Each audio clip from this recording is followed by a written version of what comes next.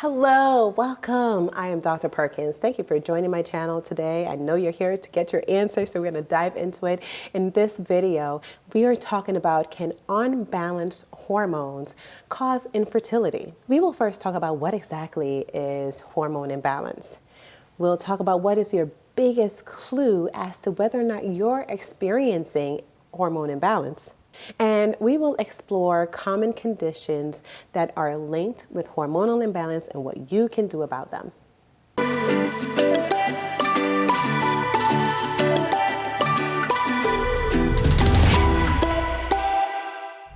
Now, hormones are like the gatekeepers of fertility. They are. We have so many hormones in our bodies. We have over 50 different types, and each of these hormones work together. So when one hormone goes up, the next one goes down, and they feed off of each other in a very tightly knit web of conversations, I'll say. And if any of these conversations go wrong, they can really impact how you feel and who you are. And so when we think of infertility, there's so many different reasons why we can have infertility. In general, I always talk to my patients about the fact that males play a part with infertility just as much as females do.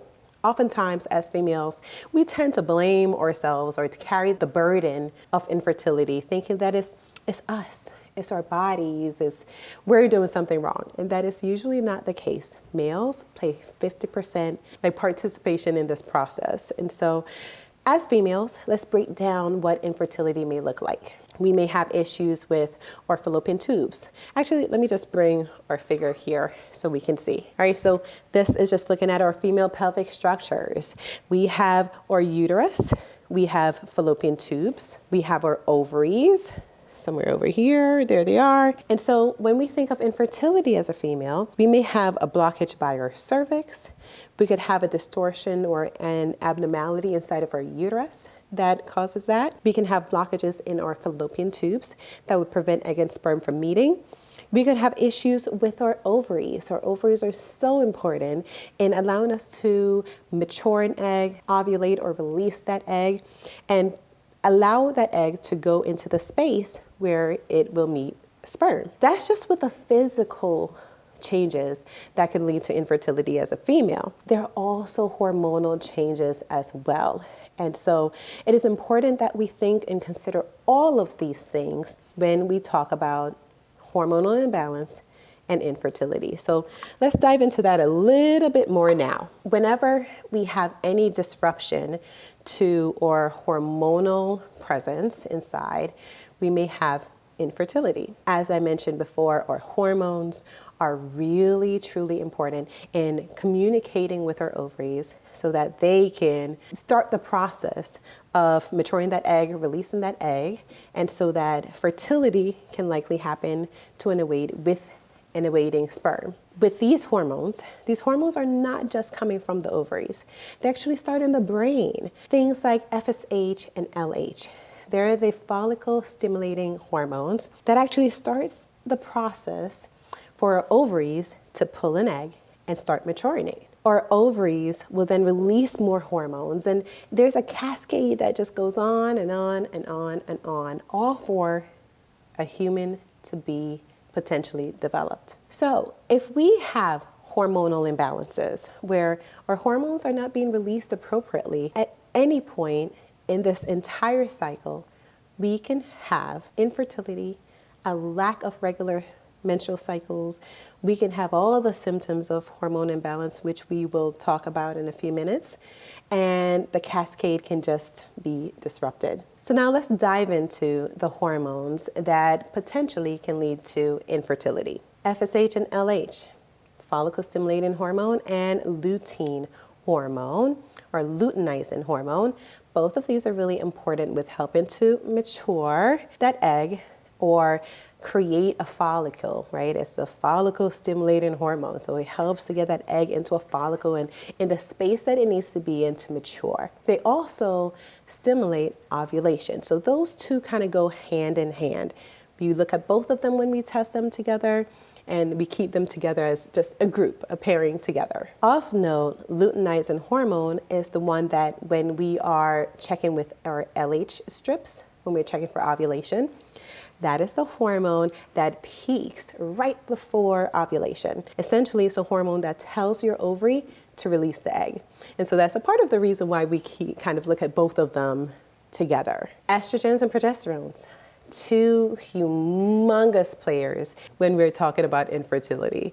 Estrogens are responsible for creating the internal environment inside of the uterus that is wonderful for receiving a fertilized egg. And so I think of this as being like a rainforest with lots of water and nutrients and all the sunlight that's needed for something to really grow and flourish. And so estrogens are responsible for that. Progesterones are also really important for whenever we have this conceptus, or whenever egg and sperm together moves along the fallopian tubes and implants in the uterus. It helps to stabilize the pregnancy within the uterus so that it can continue to implant and mature and grow into an embryo and all the things that are to follow. Prolactin is also another hormone that can cause infertility. Prolactin is released from the brain as well. Prolactin helps to support many different aspects of development, especially with a baby and with breastfeeding. It is super important for these things. However, sometimes we can have this hormone being released in the system way too high because we have like a mass in our pituitary gland in our brain, or something causing a greater release. And we see in these cases that infertility may be caused by high prolactin levels. So this is another hormone that we want to keep on our radar in cases of infertility. Next, I'd like to talk about thyroid. The thyroid is such a grand organ that really touches so many different aspects of our lives, but one that we don't talk about enough. Thyroid disorders can absolutely cause infertility. And in fact, it is one of the hormones that when you present that you've been having trouble with pregnancy, it's one of the first things that we will test to make sure that it is normal and not a problem, because it's so commonly an issue for couples who are infertile. Another hormone is androgen. And actually, androgens there are many different types, and essentially what they are in a female are hormones that are similar to what you'd find in men. In females, androgens should be the lesser of the sex hormones, right? But in some women, we may have higher levels of androgens, and this may lead to infertility within us.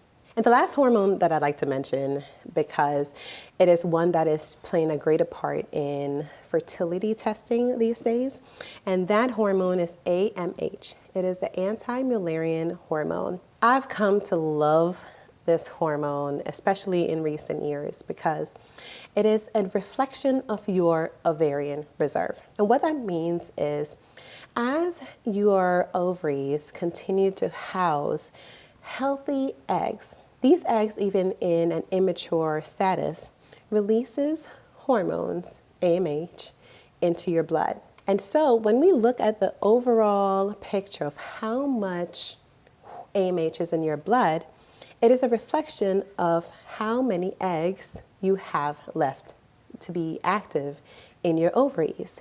And so essentially it gives you an idea of your ability to get pregnant on your own.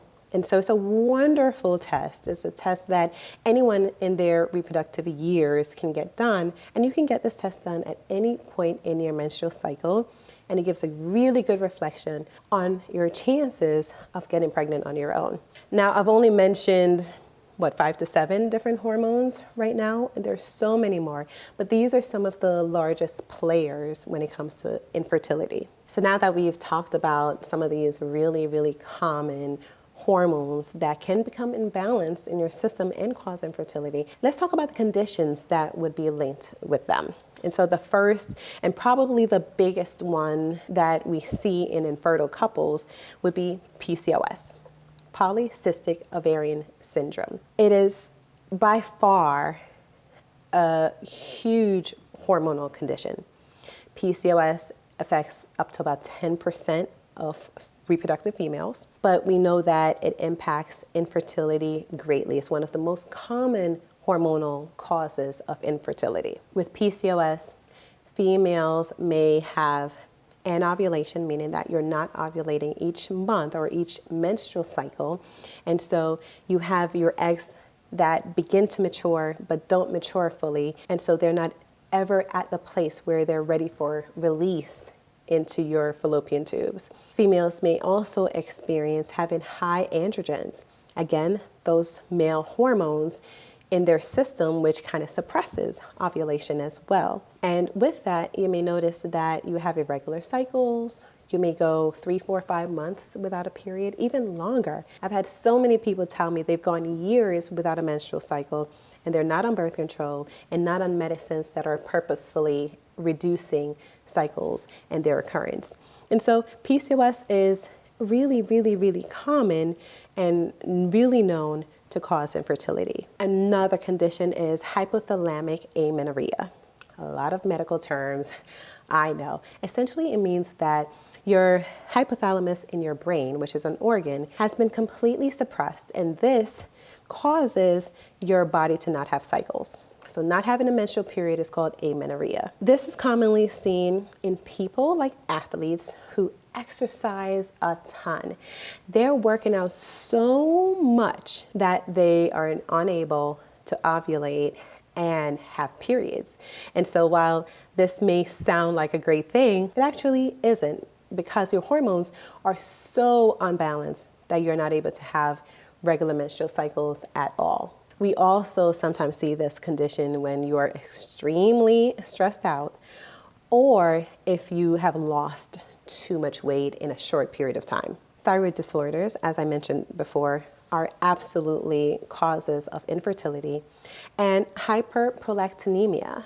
And again, as I mentioned earlier, this is where you have a ton of prolactin in your system, and it suppresses ovulation, and you don't get menstrual cycles. I have so much more to talk to you about, but really I want you to know what your biggest clue would be as far as whether or not you are hormonally imbalanced. And we're going to talk about that in the next video. This is going to be a part 2 to our conversation right now. I want you to go ahead and click the link in this description and join me for part 2, where I discuss the biggest clues to hormonal imbalance and what you should look out for, as well as testing that you should request from your doctors and things to look out for in your partner, as they can also be hormonally imbalanced and may impact your fertility as well. Go ahead and join me on part 2.